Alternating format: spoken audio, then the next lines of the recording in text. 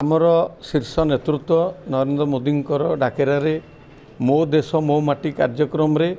सारा भारतरू यही माटी संग्रह करा जाउथिला।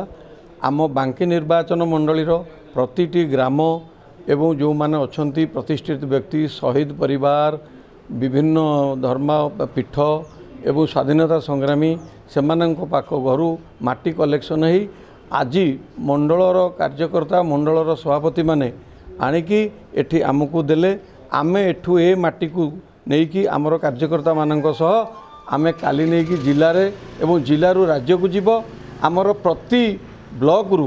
प्रति मंडल रु दुई दुई जन पिला ए दायित्व नहीं ए माटी को माटीर जो कलश को नहीं ए दिल्ली रे पहुँचेबे एवं यह